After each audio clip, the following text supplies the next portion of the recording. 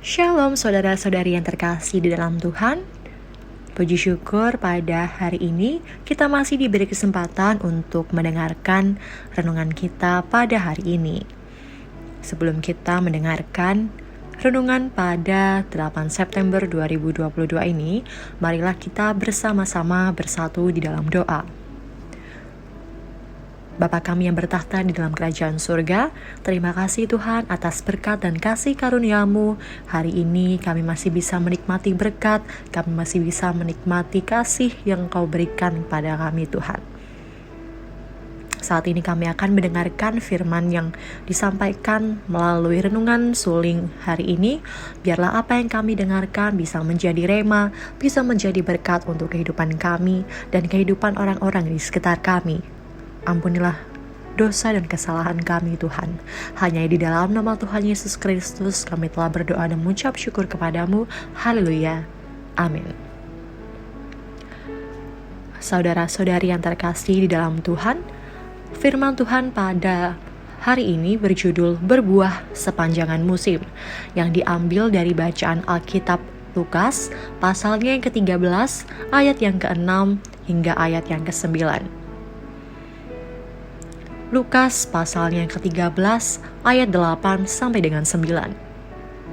Jawab orang itu, "Tuan, biarkanlah dia tumbuh tahun ini lagi. Aku akan menjangkul tanah sekelilingnya dan memberi pupuk kepadanya. Mungkin tahun depan ia berbuah. Jika tidak, terbanglah dia." Saudara-saudari yang terkasih di dalam Tuhan, secara geografis, daerah Palestina dikenal sebagai wilayah pegunungan yang sangat subur, sehingga tanaman, buah-buahan banyak tumbuh di sana. Zaitun, anggur, delima, dan juga pohon ara.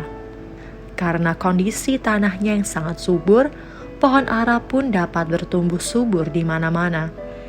Pada hakikatnya, pohon ara bisa tumbuh subur di mana saja. Tidak peduli di dataran tinggi atau dataran rendah, di iklim yang sejuk maupun gersang, dan tidak hanya di tanah yang gembur. Di antara bebatuan pun, ia masih bisa tumbuh besar dan menghasilkan banyak buah. Bahkan, pohon ara yang sehat dapat berbuah selama 10 bulan dalam setahun. Suatu kali Yesus menceritakan perumpamaan tentang seseorang yang menanam pohon ara di kebun anggurnya.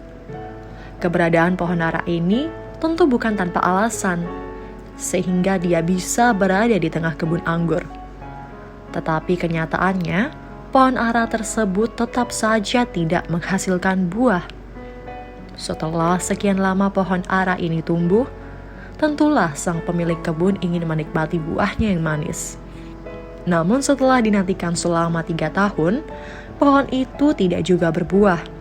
Sang pemilik begitu kecewa hingga memerintahkan pegawainya untuk menebang pohon ara ini.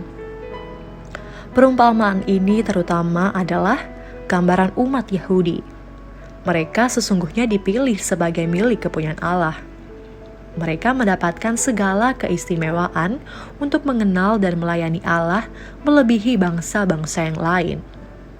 Namun, apa yang mereka hasilkan? Ternyata, yang mereka hasilkan bukan pujian dan kebanggaan bagi Allah, melainkan ketidaktaatan dan menjadi celaan. Mereka seperti pohon ara yang ditanam dengan baik di kebun anggur, tetapi tidak menghasilkan buah. Lebih dari semua itu, perumpamaan ini juga berbicara mengenai semua orang yang sudah menikmati anugerah keselamatan. Sebagai orang yang sudah menerima anugerah keselamatan, kita perlu memastikan bahwa sikap, pikiran, dan tujuan hidup kita sudah sesuai dengan yang dikehendaki oleh Tuhan. Sebagai orang yang sudah diselamatkan, mestinya kita menghasilkan buah pertobatan yang Allah harapkan. Tak peduli sesulit apapun tantangan yang sedang kita hadapi, tetaplah berbuah bagi Tuhan. Saudara-saudari yang terkasih di dalam Tuhan, pokok doa kita pada hari ini, mari kita bersama-sama berdoa untuk lembaga-lembaga baptis, STBI, STBI Medan, STTB Bandung, STTB Jakarta, STDI, Stikes, DPMB, DPBI, Karim, LLB, LPPB, dan WRB agar pelayanannya senantiasa diberkati dan menjadi berkat. Demikian renungan kita pada hari ini, kiranya menjadi berkat dan menjadi rema bagi kita semua. Tuhan Yesus memberkati.